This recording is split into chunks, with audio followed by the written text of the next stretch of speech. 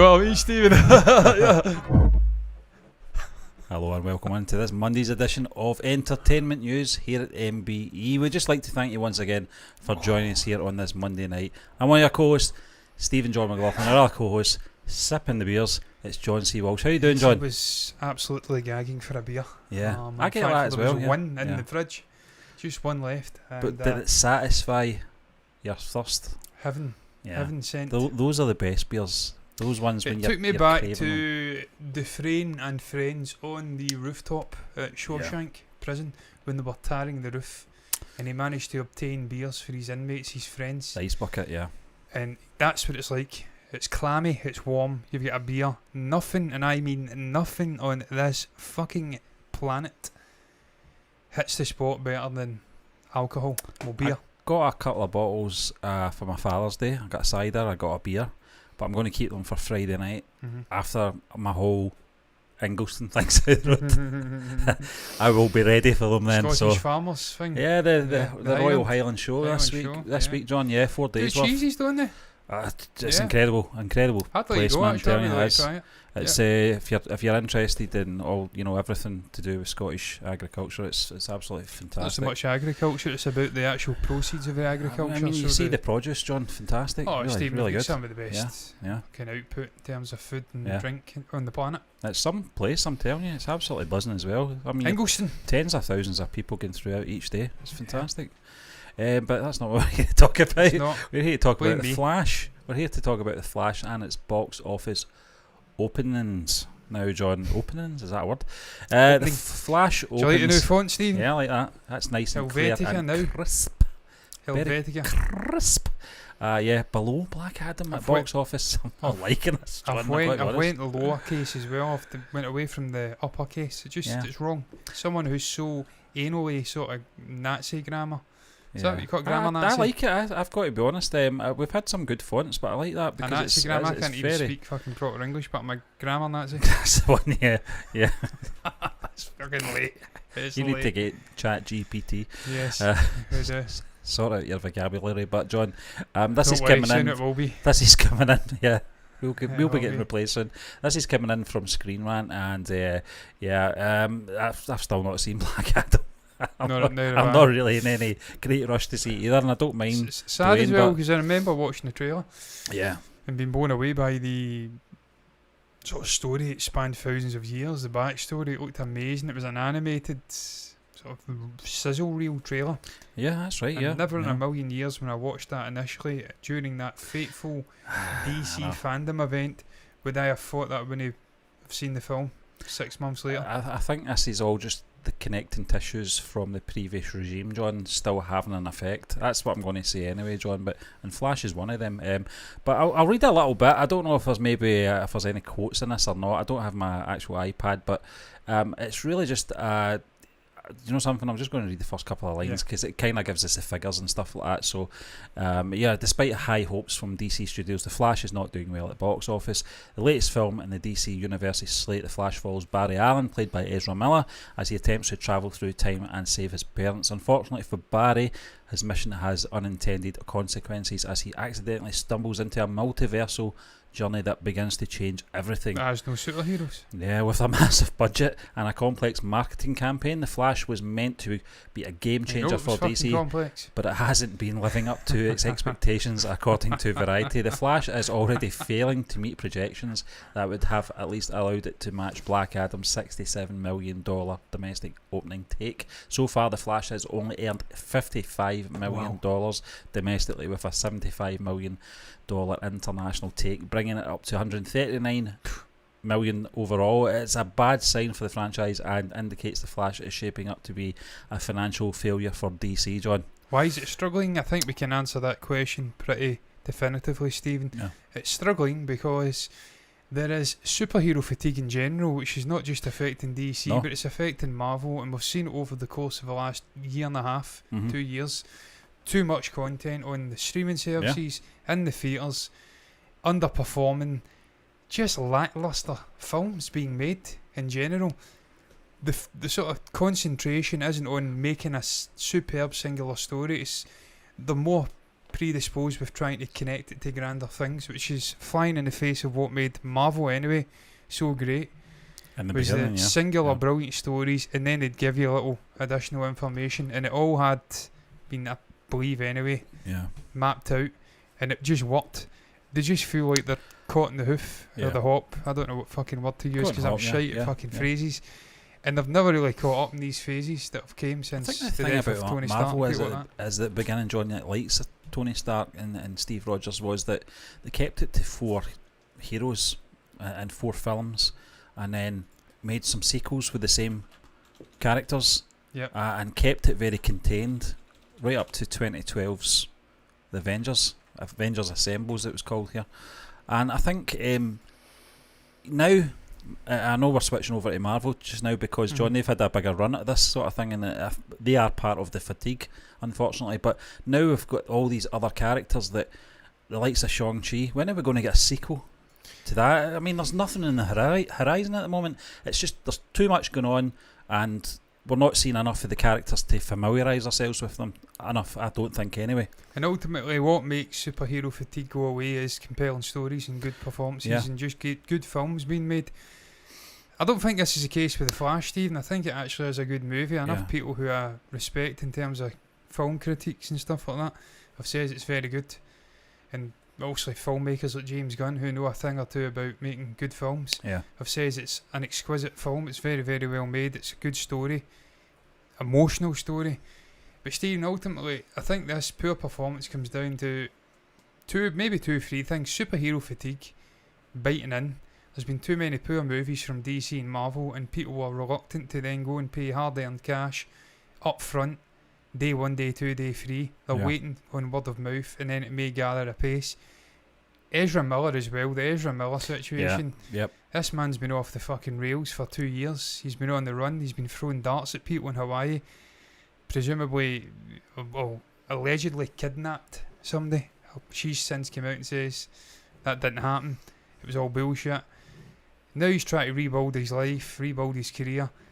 That's damaged his reputation, and by connection, it's damaged the actual performance of The Flash. And then obviously damaged the studio as well. Damaged the studio as well.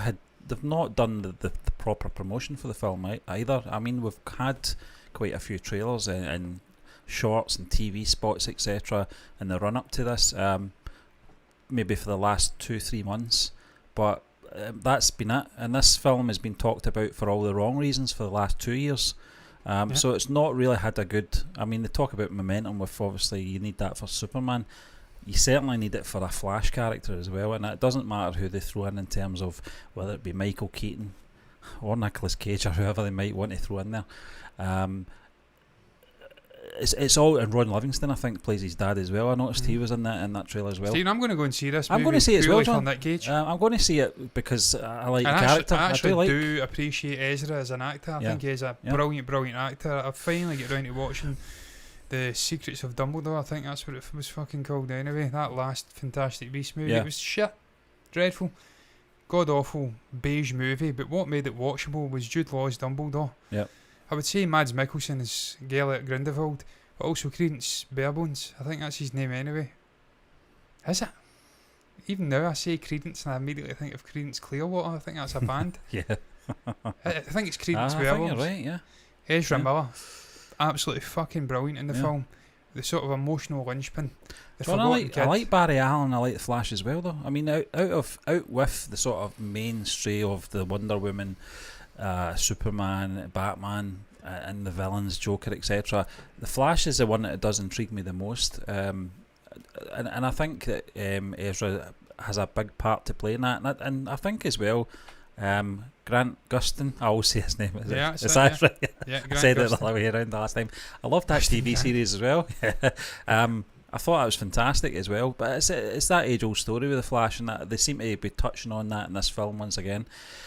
But I think a big part of it, John, is Ezra. I think his issues, the promotion of it as well, it kind of soured the sort of anticipation for this film coming out. It was. But again, I'll still go back to the connective tissues of the previous regime as well. I think that they've cancelled Wonder Woman 3. I don't think Gal's that fussed about it, to be honest. I think she's had enough of it anyway. Patty Jenkins is on a bit of a low ebb in her career just now. Yeah, unfortunately, yeah. Which is harsh because she's only really made one average movie and the rest have been pretty good. I've still not saw Shazam either. I don't think I've just not any. Well, Stephen, that was the third reason I feel this movie is ultimately underperforming at the box office. There's no momentum with these movies, and now James Gunn has come in with your man Peter Safran. I think that's his name. They've took over the creative sort of endeavours at DC, Warner Brothers. This is dead, this universe. It's dead on arrival. I think they're kind of flushing into this sort of the last sort of ties, aren't they? There's no continuity after this movie. It's done. Yeah. This is the last story involving Ezra and the Flash, potentially, unless James wants to do some weird shit and bring him over to his side of things. So there's no real... It's like Dark Phoenix with X-Men. We knew it was the end. Yeah. There's no real desire to go see it. They didn't really care. Yeah.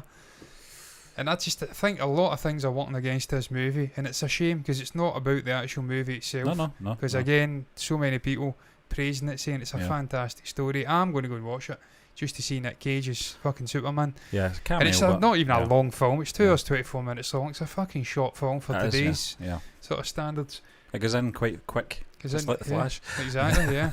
John, it's just Stephen. I love those kind of stories. I love the story it's portraying about. Sort of multiversal time travel. We've seen it with Frequency, the Butterfly Effect, Donnie Darko. Yeah.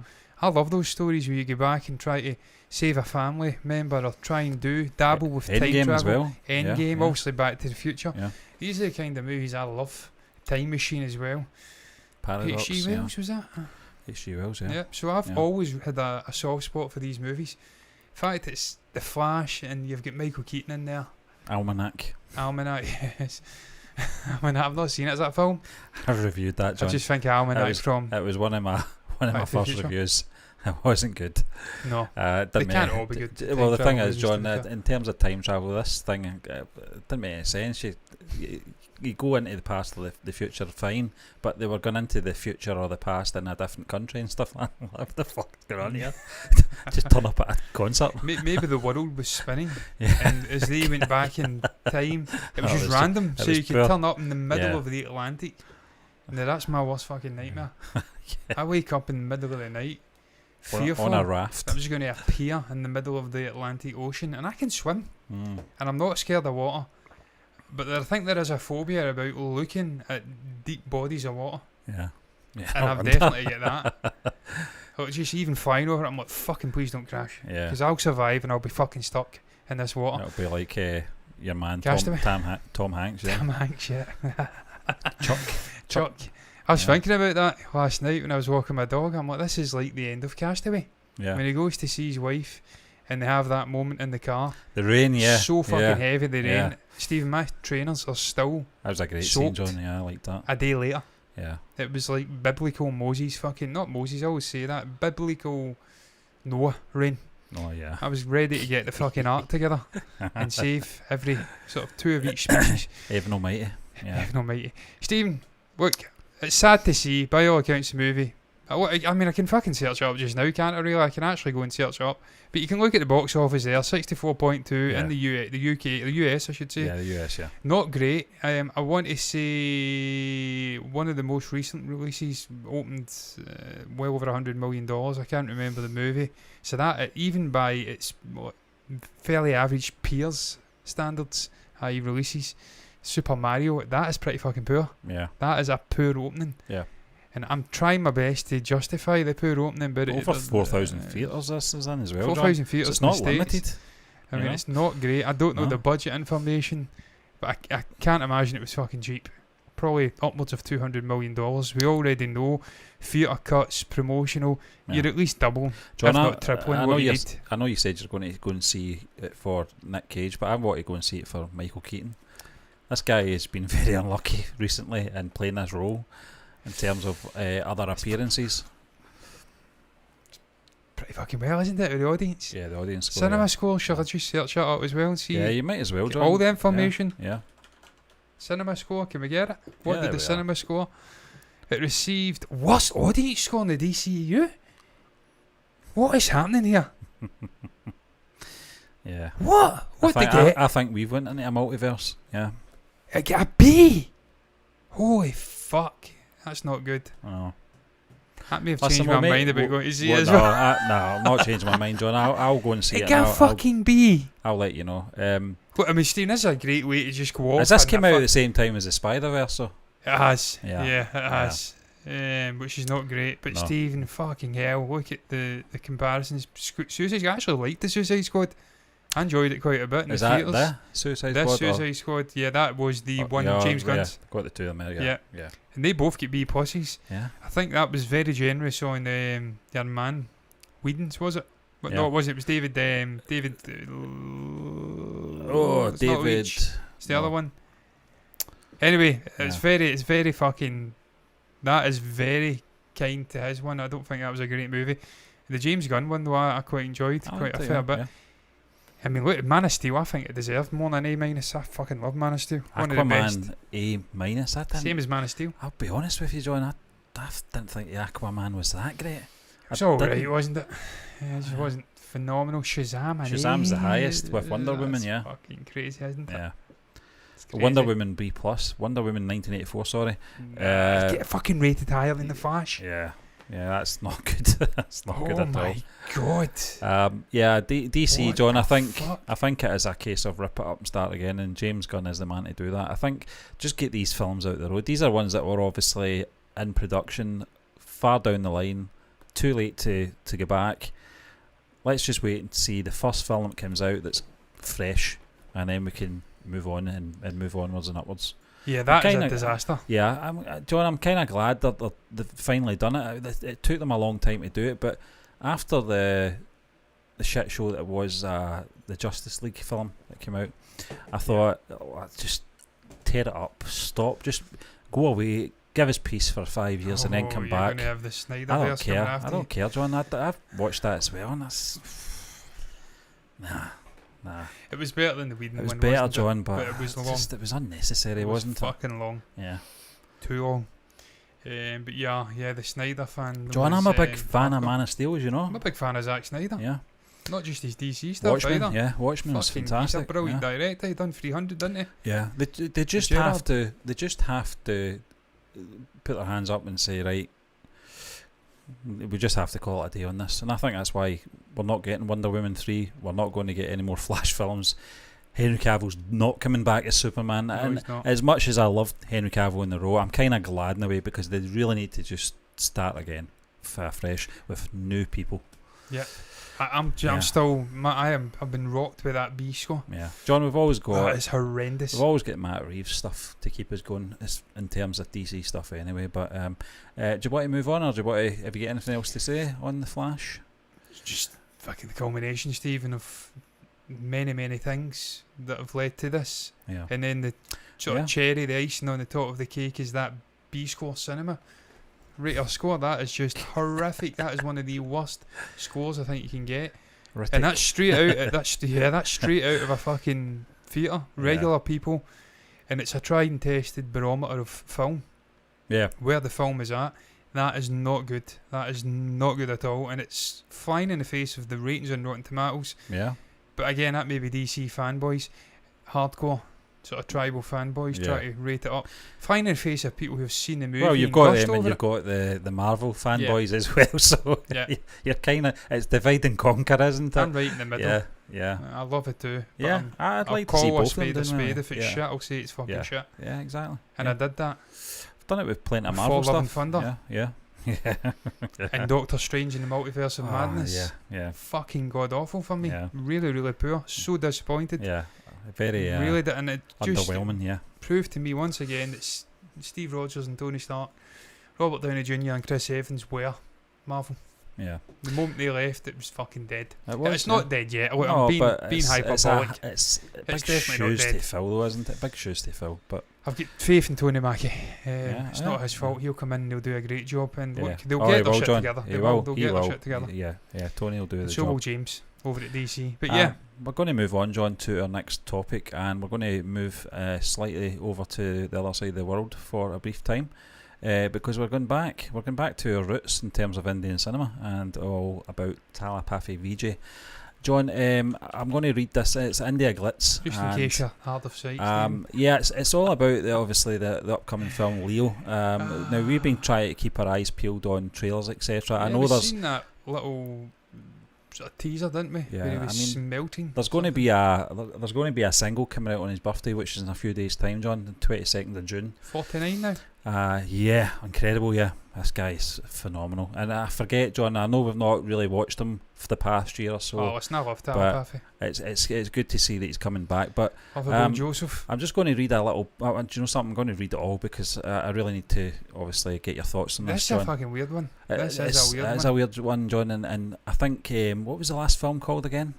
Varisu. The one in the mall. What was that called? Beast, yeah. Which didn't do too good at all, did it? No. I've still not seen it. I've not watched it. By all accounts, it's not performed well. But John, I'll read some of this and then we can gather our thoughts anyway. But this is coming from India Glitz, as I said, and so we all know that Thalapathy Vijay's Biggie Leo is coming to the cinemas on October 19th. Meanwhile, director Lokesh Kanagaraj and team unleashed the first poster of Vijay from the movie yesterday and announced that the first single, Now Ready, will be launched on the actor's birthday, June 22. It is. Yeah, he's got a cigarette in his mouth. He's going back to his that's the roots. bone of contention, Stephen. Wait, you see this shit? So Incredible. now renowned politician Anbumani Ramadoss of Patali Macau has condemned Thalapathy Vijay for the new poster of Leo. The poster shows the master actor smoking a cigarette and also has a smoking kills message on it. But Anbumani Ramadoss, who condemned Vijay for smoking in the As Agiya Tamil Magan film, took his social media to address the topic again. We're just getting all the sort of Indian actresses on the side here. I'm just looking at them more than actual ones. John, you pop marks. You knock yourself out. Yeah. Fucking Hunter she's pretty decent. Yeah. Decent. She's best looking there, isn't she? Yeah, John, they're nice looking ladies. Yeah. Anbumani Ramadoss wrote on Twitter, actor Vijay should avoid acting in smoking scenes. It is sad that the first poster of the Leo movie features actor Vijay smoking. Children and students watch his movies. They should not be addicted to smoking after watching him act in such a scene. He also has a social responsibility to protect the public from smoking. That is what the law says. So actor Vijay should refrain from doing smoking scenes in movies, as he promised in 2007, 2012. Hashtag smoking kills. Hashtag say no to tobacco. John, there's no way he fitted all that into one tweet. No. No way. He's done you've got a continuation thing. You get a continuation thing. We might as well look at the poster, John. I mean, there's a gun smoking. It's very good fucking poster, Steve. What about the gun? Yeah, exactly. He's got a gun in his hand and he's potentially promoting violence. But what we've really got to fixate on is the cigarette hanging out of his mouth. Yeah. Stephen, guns don't kill people, cigarettes do. So do the police. Ask any politician and they'll tell you that it's true. It's fucking storming the teacup, isn't it, really? It's probably not even a real cigarette. It's probably a menthol cigarette. Or like a fucking Kid On You get that cigarette. for Tam Shepherd's. Yeah, it's fake. It's fake. It's fake, man. I just don't get this line in particular. He's got a social responsibility to protect the public from smoking. They should not be addicted to smoking after watching him act in such a scene. If they are so shallow-minded and so fucking malleable that they go and watch a movie, watch the hero smoking in a scene and think, oh, I'm going to go and smoke, then they're lost. John, how long have you been watching Clint Eastwood smoke cigars? Fucking my whole life. Have you ever tried a cigar? I actually have tried a cigar. Yeah, I actually have tried. But have they got hooked on them? No, I've not, because Stephen had asthma when I was John, I'm 5, the same. I've watched age. Clint Eastwood, I've watched Arnold Schwarzenegger with the Cuban cigars. I don't have any incline to smoke because of my favourite actors at the time were smoking. It's nonsense. And I think, if you want to go on about anything in that, I think the bigger issue is the gun. I think if you want to go on about anything regarding VJ, you're not going to pick up on him saying 15 years ago, no 18 years ago, 20 years ago, Johnny was doing the trick with the cigarette. He was doing that. I'm going to stop smoking in films. Let's just forget all of the amazing humanitarian work he's did, shining a light on societal ills for the last 12, 13 years. Political injustice and corruption, farmers being shat upon by multi-corporations, the treatment of women, the treatment of poorer individuals from villages and hospitals being left to die because they've not got enough money. just the way the guy's highlighting all of these issues in society, Yeah. empowering people to go out and vote and be active in the sort of political systems, politics. We'll just ignore all of that and we'll fixate on him having a cigarette hanging out his John, mouth. I'm more, I've got to be honest, I'm more man. offended by the sort of text, the way they've positioned it. I don't like that. No, I don't mind it. I don't like it. It's not too much that side on the right side. I think that's just... It's my vibes of the Matrix. Yeah, I can't not read that. I can't read that. Dean, I have to tell you, the teaser was great though. I think it almost looked like chocolate, like he was baking, but then it kind of meshed into a...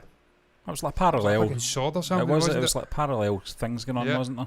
It was a very interesting. I think the police turned up or something. Netflix going to be on Netflix. We'll probably do a watch along to that then. 100%, and get back into watching the Bold Vijay. Staying like, I love Joseph. What can we say? Started off watching this guy.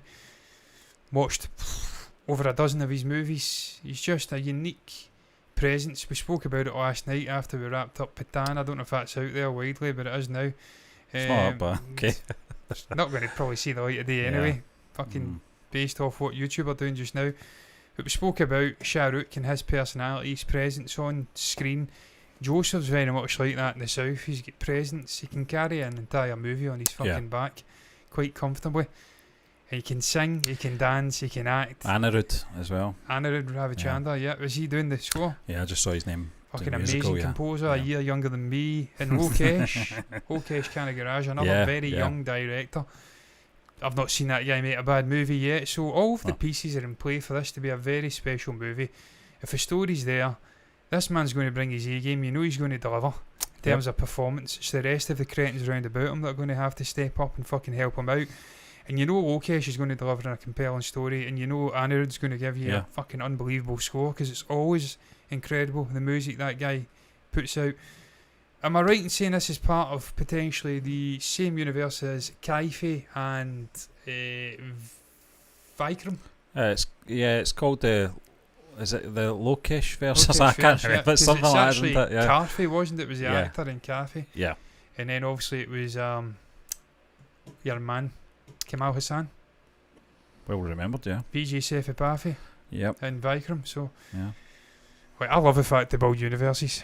I love it, man. They tend to fucking do it right. Yeah, I think they do it right. That's the thing. John, first single comes out a couple of days. Yeah. This is filmed on obviously the 19th. This will be clipped. Probably be going out maybe tomorrow or on 22nd, but it'll go out anyway. I'd love people to maybe inform us on who Dr. Anbumani Ramadoss is. I think it tells you actually in the article, John. Yeah, he's a renowned politician, but is he a sort of guy that would normally align himself with Thalapathy? Or is he a guy who would normally come out and attack Thalapathy? Because we know Vijay has had a lot of run-ins with the government, authority figures.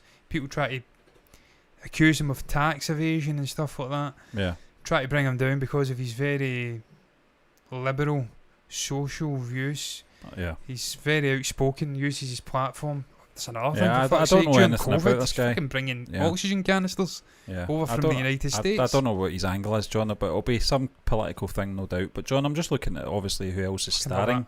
And Leo, obviously, Vijay, Trisha, Sanjay Dutt. Was good. Sanjay Dutt's in there. That's amazing, he's playing the villain, isn't he? Gautam Menon, Miskin, Mansoor Ali Khan, Sandy, Priya Anand, and Babu Atoni. No, Yogi Babu. Music by Rockstar Anirudh. Is that what he's called, Yogi Babu?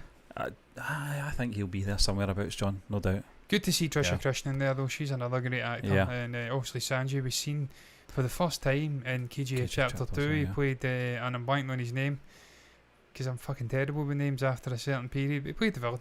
Yeah. And he was great. He was, John. Do you know... I presume Arjun's not Ali. This might be controversial, but I think he saved the film. His character and him coming in, because just prior to that I was kind of bored. It's annoying me I can't remember his name. You can look it up if you want, John. But it's come to Netflix apparently. I don't know if that's Netflix India, but hopefully we'll get it over here, John. And if we do, we can do a watch along. It'd be really Adira, it'd be really good to do that. And I know he's had bad health as well, Sanjay Dutt, hasn't he? He's an older gentleman, he's 63. Yeah, but I mean, there, fucking Christ, they look good there, didn't it's Billy Joel, I mean, it's going to be good, John. I know it's going to be good. Fucking hell, he looked good there.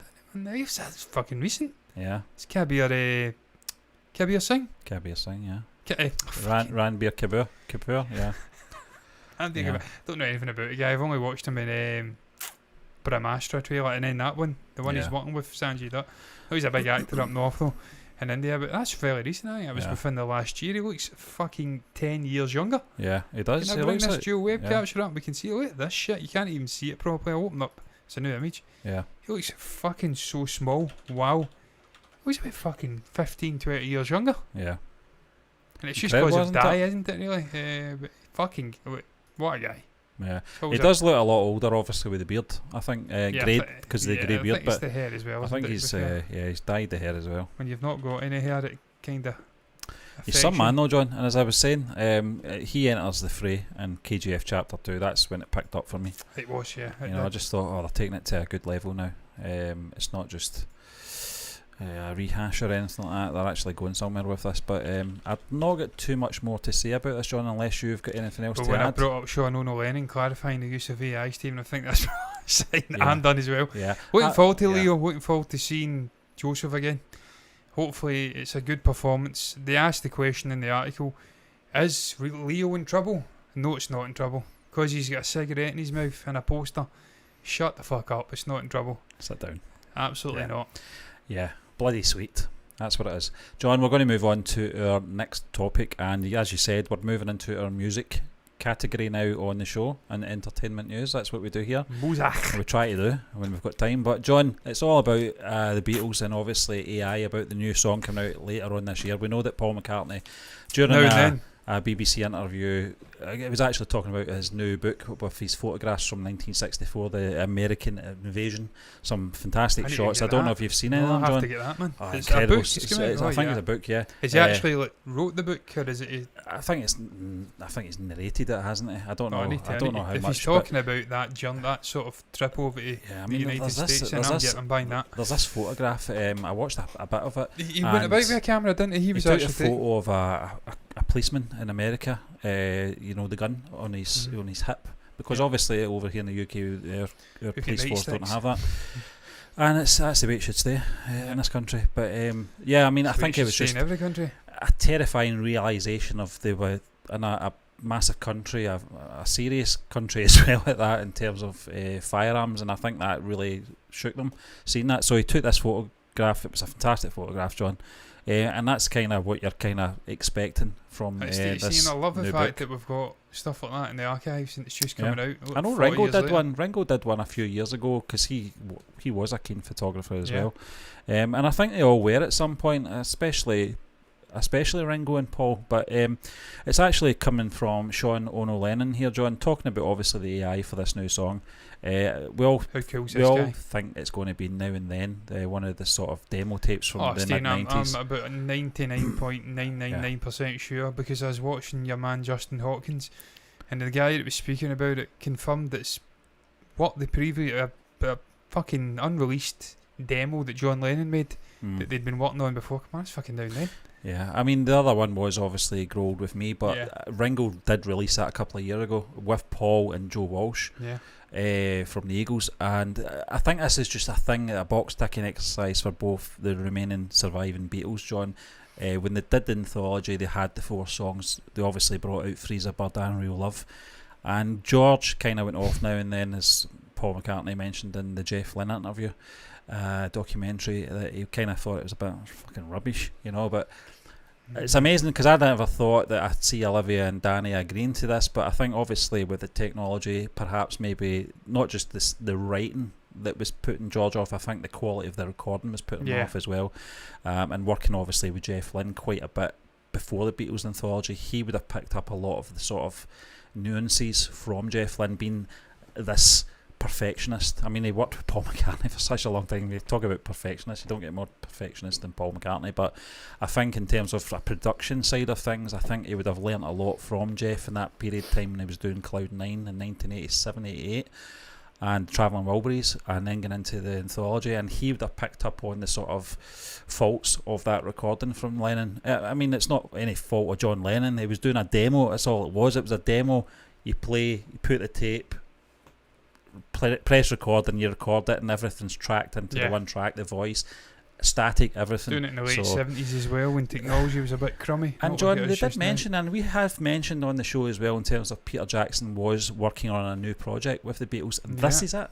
This is what it is. We all assumed it was going to be another film, but it was this, and we never thought for a minute. Me, you know that, because I was really hoping that he would do some interactive sort of touring experience where they were bringing the gang back together, and it was almost like the ABBA thing, but better, because the Beatles are better than ABBA. We should have saw the signs though, John, when we watched Glastonbury last year with Paul McCartney and John Lennon comes up on the screen and they do I've Got a Feeling, and it was a great moment. It was great to hear Lennon's voice isolated like he was there. It wasn't just obviously clips from obviously the rooftop. They actually got the technology. Peter Jackson went in and picked those sounds out when he was doing that documentary, and not just with the songs, with conversations, etc. as well. And what a documentary it was, John.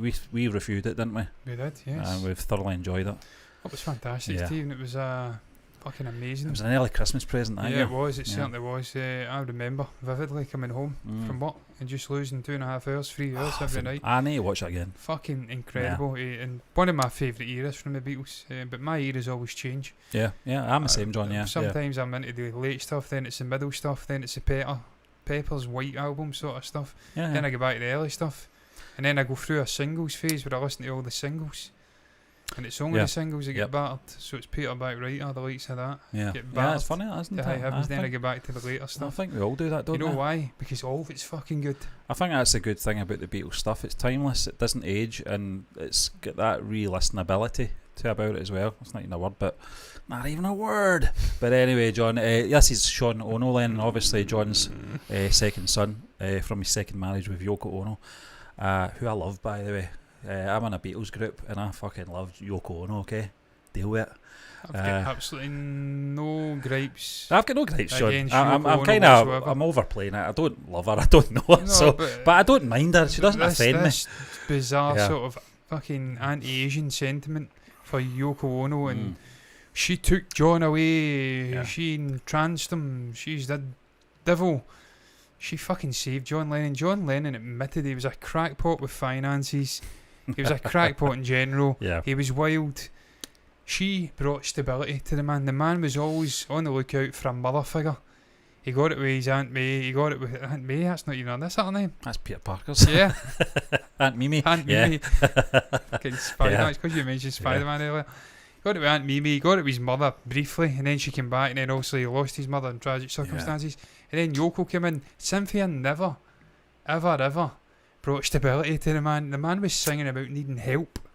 The man, and everyone goes on about, she brought drugs into his life. He was taking fucking acid and heroin before he even met Yoko. Fucking shut up. The heroin was the next stage, regardless of Yoko entering the scene or not. It's coming. The heroin. What I will say, John, is that by the time, obviously, John's, I'm going on a soapbox here, but at the time of John's, at the end of his life, he became a part vegetarian. He was a feminist. He was on a macrobiotic diet. He gave up drink and drugs. His only drug was strong coffee at that point. That's all when he was with Yoko, so you can look at it that way as well. And he wasn't a wife beater as people like to accuse him of. I hate that group. I've nipped my tongue. I've read Cynthia's book, and it's a very great book. It's a very fair book as well, and she tells the truth and she puts that shit to bed. I've nipped my tongue, but it's going to. Did you get that as well? Yeah, it's fucking coming. I'm telling you. If I see one more fuck pig saying it was a wife beater, I'm going to unfucking leash. Yeah. It's bollocks, man. You're going to see some beatings. Yeah, I'm going to fucking beat people up digitally.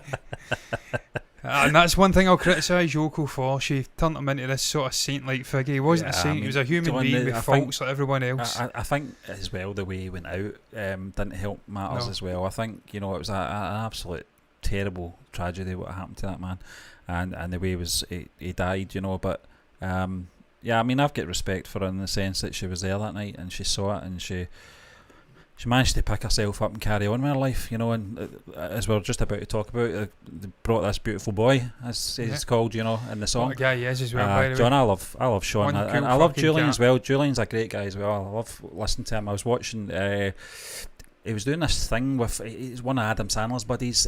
He does these hikes, and he does an interview while he's doing hikes. It's in LA, and Julian Lennon was his guest. Fantastic. I'll try and give you the link, John. But we're talking about Sean Ono Lennon here clarifies the use of AI. Following Paul McCartney's revelation about the Beatles' upcoming final song being enhanced by artificial intelligence, Sean Ono Lennon has explained how they used the technology. During an appearance on the Today Show on BBC Radio 4, McCartney was asked about the AI and explained how they've been able to use this technology to finish a composition by the Beatles. We were able to use that kind of thing when Peter Jackson did the film Get Back. It was us making the Let It Be album. He was able to extricate,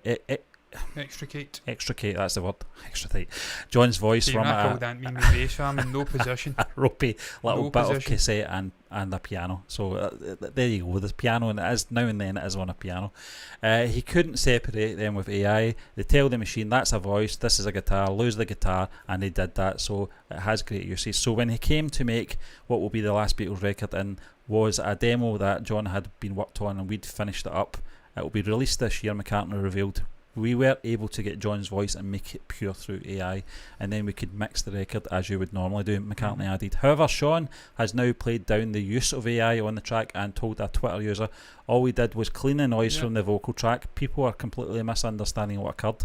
There was always been ways of denoising tracks, but AI just does it better because it learns what the vocal is and able to very precisely remove everything that is not the vocal. That's a perfect way to describe it. And that's the way Justin Hawkins described it. Additionally, Sean commented further on the secretive project and said, I shouldn't speak too much on this yet, but I'll just say the track turned out beautifully and I think everyone will be very happy. Although McCartney didn't reveal the name of the track in question, it's mooted to be Now and Then, which was demoed by Lennon in 1978 and has previously been under consideration to be released by the Beatles. However, this is yet to be confirmed. Yeah, I mean, as John, I think I like it as well, and I like I can't remember who did that version of it. With they used different mixes from different recordings, and were able to. Good. Yeah. I thought it's probably cliched Beatles sort of throwing harmonies and stuff like that, and throwing the kitchen sink and all that, but it was the best I suppose they could do at the time. I liked it though, and I liked the actual sentiment behind it. The tape saying for Paul as well, and by all accounts, John Lennon's last conversation with Paul McCartney was his very last words to him was, "Think of me every now and then, my friend," or something like that. I'm paraphrasing. Yep. That was the last words he spoke to him. So it's got sentiment, it's got emotion in there as well, and it's got a lot of meaning for Paul McCartney as well. And I presume, Stephen, recording sessions happened in the early 90s during the filming of Anthology. Anthology. Yeah, that'll be George's including. And they did obviously Real Love. Yeah. Don't know why it took me so long to say that, but it did. It's late. And obviously that means you've got actual instrumental work from George in there. You've got the drumming from Ringo. Yep. I presume they didn't have to get back together to actually physically make it happen. Although they probably did. Knowing Mackie, they probably did get back in a studio and do additional work. But just having that little bit of human touch in there, I think, is what differentiates this from just out and out AI modelling. Yeah. As this Tony Rosa Malier is saying on Twitter, turning him into an AI model for an unreleased song. That's not what he's doing. They're taking they've took existing recordings, John's vocals, which have been isolated from that crummy little sort of cassette recording. I do like the fact that Sean does say all we did.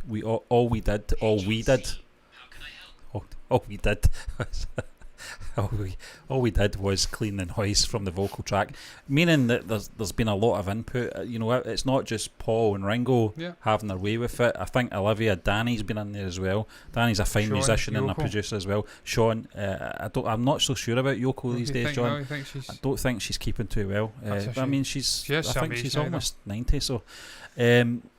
Yeah, Sean's a cool guy. I like him. I wouldn't mind hanging out with him. You know, even if he wasn't Lennon's son, he's a cool guy. I love that scene in New York, the sort of artistic scene. It just seems like a fucking great place to be. It really does. I watched Mark Rebbe on YouTube a lot.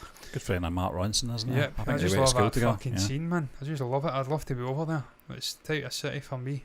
Was there anything else in that article, John? Is that done with it? Yeah, I think that's it, Steve. But needless to say, look, I'm not averse to AI in John, music. he likes some of the stuff that's really came out. I says that in a comment on the Justin Hawkins video. He obviously addressed this, and he says the same as what Sean's doing, that there's been isolation stuff for years, taking vocals, training it, isolating it, making it clearer, then you can remix it into a proper recording. Yeah. That's been happening for fucking years. Yeah. Jeff Lynne did it 30 odd years ago. Yeah. This is not new, it's just been refined with AI. With analog tools, yeah. With analog, yeah, exactly. I don't know how the fuck the guy did it to this day. Incredible. When we get hissing and noise on tracks in 2023, I am completely fucking lost.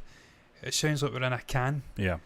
And if we ever get the final reaction for Pictures out, season 1, you'll fucking hear it's sounding like a can. How Jeff managed to separate John's vocals back in the early 90s is fucking beyond me. Yeah. Man's a wizard. John, the AI's doing it now, and I'm not averse to it, Stephen. Some of the stuff we're seeing. You think the surviving Beatles, along with the estates of Lennon and Harrison and Jeff Lynne, could go back and do Free as a Bird this way? And I hope they do, Real Steve. Love. I hope they do. I hope they because they've clean it up. tinkered with them before. The videos that you see on YouTube of Real Love and Free as a Bird aren't the ones that were released back in the 90s. They were cleaned up by Giles Martin. So they have been. Well, I mean, Giles has been using this Peter Jackson technology quite a lot. I mean, he's been the recent remasters of the White Album and stuff. Not the White Album. Well, I think he did do the White Album, Sgt. Pepper's, but Revolver. Revolver. Yeah, they're working back the way. Rubber Soul's next one. Soul. Yeah.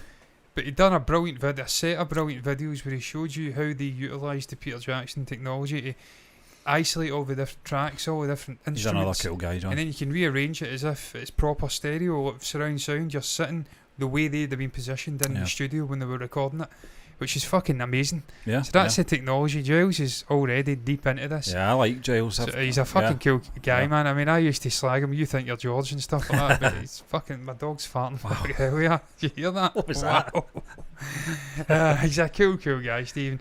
But look, man, I'd love to see them get back and reworking Free as a Bird and Real Love, because even though they're epic for what they did, what Jeff did, Paul's having to go in and double track the vocals to clean it up a bit and make it sound a bit fatter. If you can go in, he's got to impersonate Lennon. If you can go back and use an AI model to isolate it and make it sound clearer, you don't need that. You can add that. I get the reservations, John, because it was the same in the 90s when they did Free as a Bird and Real Love, and it's still to this day a lot of people are still opposed to it. No. I fucking love those tracks. There's not a week goes by I don't hear one or the other. No, they're always in my playlist. It's a fucking Beatles song, man. They're all there. They're all present. I mean, John, you think of those guitar solos and the slide guitar from George Harrison, absolutely phenomenal. The harmonies. Steve, this is what Paul I want and to see in this now and then. If it is now and then, though, I want to hear actual instrumentals from George. Yeah. Because there's just something about his fucking guitar work, so it has to be there. I think it might be rhythm, though. I've got a funny feeling it might be rhythm for this one. As long as it's there, though, and you've got the human touch, that's the point I'd make. We're going down a slippery slope with AI, where we are reworking things. I love it personally, because we're taking Macca's newer stuff and we're making his voice sound like it did 30-40 years ago. And as I says in that comment, I've got a new appreciation for Macca's new stuff. You see how good a melodist he still is, how amazing an artist he still is. Don't I love that song? I don't know. Now see from Egypt Station.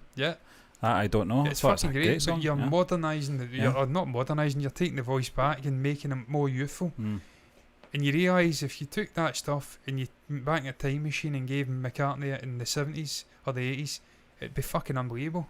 It'd be incredible, every bit as good as the stuff he was doing back then. So he's still got it. So if we can use AI... How do you feel about it?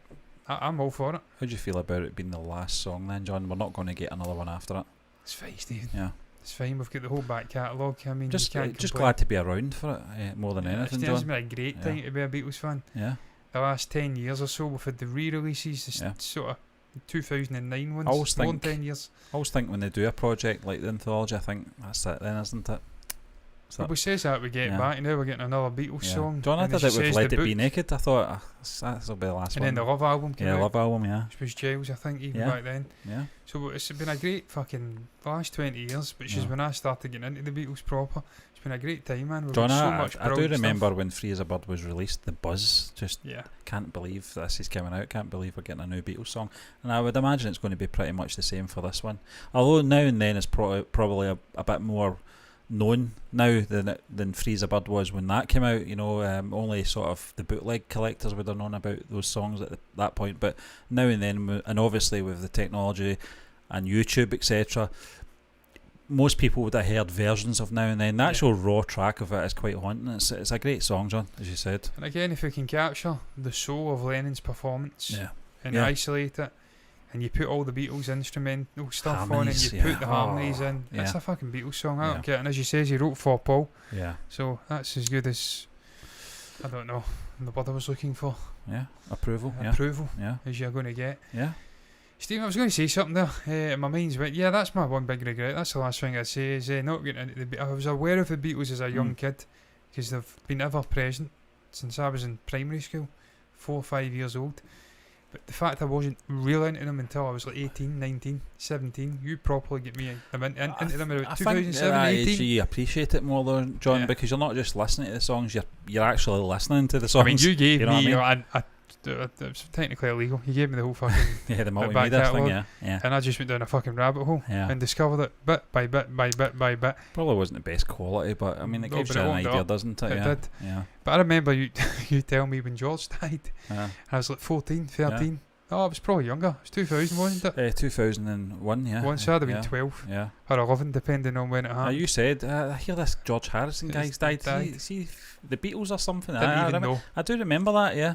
Didn't even fucking know. Yeah. So that's my big regret. I didn't get properly into them. You were aware of him. You know, that's not bad. It's not bad. If that was to have been now though, and George was still here in the past, I would be fucking devastated. Listen, we've still got that to go, you know, with half the Beatles, so... Yeah. But anyway, got to see I can't wait for this single to come out, John. Looking forward to it. I think it'll be more the end of the year, probably November time, I would say, because that's when Freeze a Bird came out. So I would imagine it, maybe they're going for the Christmas market, maybe, perhaps, I don't know. Are you all for AI music though, Stephen?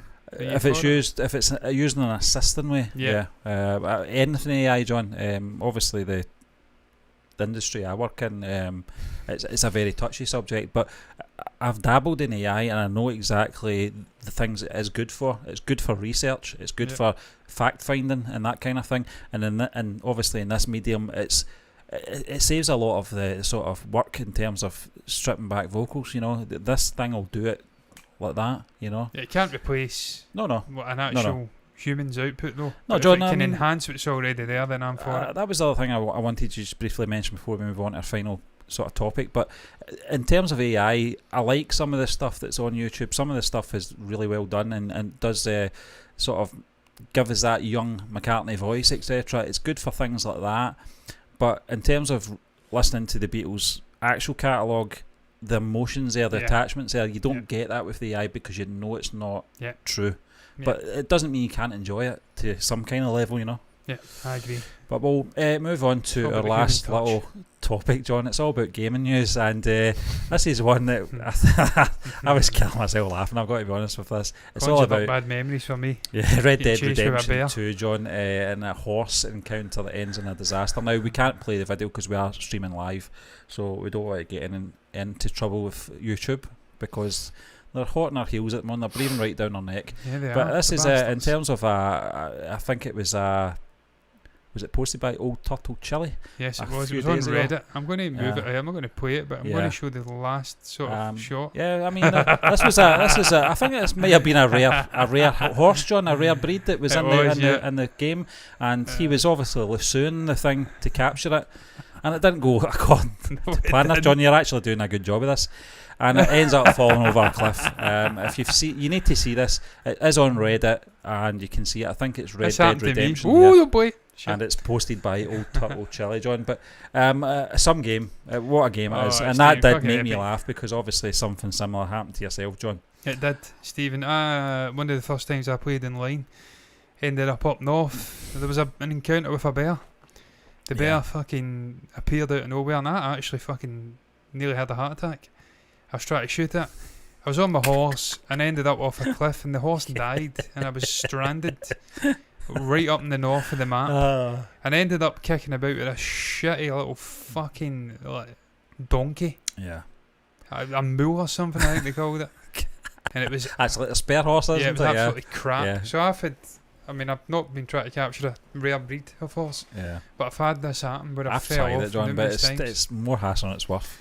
But Steve, I think it's just emphasises again just how good a fucking game Red Dead Redemption 2 is and was. This is about 6 years old now or something. This game, 5 years old. Yeah. And it still remains to this day one of the most immersive and fucking amazingly put together RPG games. The map is phenomenal. Hogwarts Legacy came out in much fanfare. I've played it. I've still not completed it. It's nowhere near Red Dead. It's quite hollow and empty. You know how you've got the sort of desert side over to the west? Obviously, that's the Wild West. And then you've got, is it Saint Denis? Or something? Saint Denis, yeah. Saint Denis, like the city. And the actual travel you've got to do to get there is phenomenal. Fucking John and I used to man. play this online on Xbox Live quite a bit. And we used to just terrorise people and terrorise... I get terrorised as well. Being on top of a train in Lucerne, people was my sort of thing. I remember running into the gangs. Yeah. Actual posses online and fucking try to shoot at them, and there was like 6 of them, and I ended up getting lassoed and dragged along the ground. That happened to me a few times. John, the other thing I do remember from that was that I used to have this little routine, which sounds pretty sad, but it was just to sort of immerse myself in it. Listen, I'll put my hands up. It wasn't that at all. It was just an excuse to get a beer out and a whiskey out. But I'd go into the saloon and just sit my character down, and I would just drink. Actually, in real life. I remember sitting and you'd get bored and throw a fucking petrol bomb or a Molotov in, and I'd be still sitting at the table, fire around about and drinking. Oh, it's a brilliant. I actually thought it said R2D2. Yes, I couldn't get it in. RDR2. But what a game! And I need to get back to it. I need to get back to it at some point just to see if it's still as good as it was. John, the single player to this day, the detail. Yeah. It's a living, breathing, ever-evolving world. What Rockstar accomplished with this game, I'm sure they'll take elements of this and build upon it for GTA 6. Because that's what they do. They're constantly learning. Yep. They just that and The Witcher, 2 of the greatest fucking RPG games ever made. Man, it's still unparalleled. Guys laying down rail tracks and the pins, the actual walking stuff, actually going into the ground as you hit it. Eating food and it disappearing off the plate. I remember that gun. The gun? When it blew limbs off. Oh yeah, I love doing that. Yeah, I love shooting them and taking like their fucking arms off, their heads off. I definitely get problems. I think it was Robocop. Yeah. So that's what happens in Robocop. Yeah. I grew up loving Robocop when I was very, very young. I had the little toy and I used to take him apart because that's what happened. They always get taken apart. And now I've turned into Robocop, so it's quite ironic in a way. You've turned into Clarence J. Bodiger, the villain of Robocop. I've turned into Robocop. I've actually got his head. I need to get the suit so I don't look so... I don't look like he's Brian Lemmy Lemond. I'll give the man a hand. They don't make it like that anymore. No, they can't. They don't make movies like that anymore. And look, they don't make games like this at the moment, so we need Rockstar to fucking step up. Just leave it to Scotch to do it right. We know what we're doing. Give us a GTA and give us a Red Dead Redemption sequel. I'll be happy with that. I'll be happy with that. Give us something. Just anything. I don't give a fuck where they set it. They can set it on Mars. Steve, they need to get a Total Recall game. And get your ass to Mars. Get your ass to Mars. Man's a fucking asshole. We need to get that. We need to have a game set. See you at the party, Richter. And then you've obviously got blank on it. The other one, the Running Man. Yeah, the Running Man. I thought you were going to talk about the girl with the 3 boobs. Yeah. That's just weird. That's fucking weird. I'm sure that exists somewhere. I'm sure it does. I'm absolutely certain that exists. Somewhere in the west of Scotland. Yeah, no doubt. Yeah. Yeah. Some little village somewhere. I'm absolutely certain there's someone, at least one person on this planet who's got 3 breasts, and they might not even be female. If it's the west of Scotland, it's more likely to be male. The diet we eat over here. Yeah. A lot of fried food. Yeah, battered food. Battered food. Yeah. Although we were at a chippy yesterday, and I refused the battered food. I had a pizza because I'm a civilised man. I am a man of culture. I had pizza and a beer and chips. So I'm not that civilised. And then I had a Coke. And then a Knickerbocker Glory. A super. Knickerbocker Glory. William Shatner. So there you are. A super Knickerbocker Glory. It was very, and then I had a pot noodle. We'll need to get back on this game though, John, at some point. Just to have a laugh. It's a fucking brilliant game, Stephen. It's so immersive. I always remember getting wish what was that little town called? Is that little sort of river? Valentine. That was the one with the river. That was the one you took it. I dive into the two of us were racing, almost racing. I stopped. Is it a little turn? It had a turn. Yeah, you just went next to the gun shop. Yeah. It was the fucking vastness of it as well. Oh, phenomenal. There was another town, I think it was one down, you could fast travel. Yeah. And I'm blanking the name of it. It was just up. It was the first town you hit after the Wild West part. That's right, yeah. That one, yeah. Is that the one you shoot someone and there's like 50 Mexicans on you? Yeah, that was down from there. Yeah. Yeah, but it's on the water. And everyone used to there used to be fucking absolute carnage in the water side. Yeah, that's right. But I hope there's a way you can sort of crossplay using the PC, because my PC's far better than my console. You've got a new console, Stephen, so you've got the latest in sort of high floating Xbox. I'm on a fucking rather expensive PC, so I'd rather play it on that. Maybe the Game Pass. With my 32-inch fucking curved Samsung monitor, that would be great. Yeah, that would be stunning. Then we can get fucking right into it, man. Yeah, definitely. And create put fucking... your VR on. Get the VR on, that's another on the horse. I only use the VR when I'm kidding on him Max Verstappen. When I'm kidding on him Lewis Hamilton. I'm not a Max fan. I don't mind Max. I've took a liking to Max recently. Him and Fernando and Lewis on the podium together, fucking having a great time. Well, Lewis isn't because he's not winning, but yeah. But I digress. We'll round it up on that though. Yeah. It's a very late. It's been a long stream. It has, over an hour. Yeah, this is what I normally do on my own. Yeah. It's usually a one topic sort of set up when me and Stephen are doing streams together. I think it's because we're everything in the can. We're everything in the can. I'm hoping I have to get my fucking ass together and get it edited. And YouTube need to stop blocking it. Yeah, please. And then I'd be much more enthusiastic about it. And productive. That's a killer. YouTube are fucking pissing on the parade just now. I think that's what they're trying to do. Kill the channel. It's not going to happen. Because I am. If we get wind of that, you do know that we're just going to be more determined. So we are. That's the way we're I keep made. saying I'm Doctor Strange against Ngomadu. Yeah. You'll not beat me. I'll just keep coming back again and again and again until I fucking grind you down into dust. What is your thoughts on the topics though that we touched upon on this show tonight? What do you make? It's been that long, I've actually forgot. The Flash. Yeah. Underperforming at the box office, flippity floppity flopping, some might say. Below, somewhere, but definitely not better than Black Adam at the box office. A cinema score of B. It's dark times for Ezra Miller, it's dark times for DC, it's dark times for The Flash. What's your thoughts on it? Have you seen it? Share your thoughts down below about the box office, about the film itself, down below in the comment section is the place to put your thoughts. What do you make about Thalapathy Vijay getting attacked, condemned by a politician because he had a cigarette, the temerity to have a cigarette in his fucking mouth for a poster for Leo? Share your thoughts down below about that, about Ono Lennon coming out and correcting the story regarding the AI's usage in the upcoming last ever Beatles song. Share your thoughts down below about that, about Red Dead Redemption, the many wonders within that game, both online and offline. Share your thoughts about that, anything at all, down below in the comment section, the place to speak thoughts. Like the video if you've enjoyed it, subscribe to the channel, hit the bell icon to get notifications straight to one's eyeballs for future content like this. Do the same thing over on Twitch, follow button, notifications button over there. You see he's doing the exact same thing on a different platform. All that's left to be said is thank you for watching us, and until next time, me and Stephen are done. Bye bye.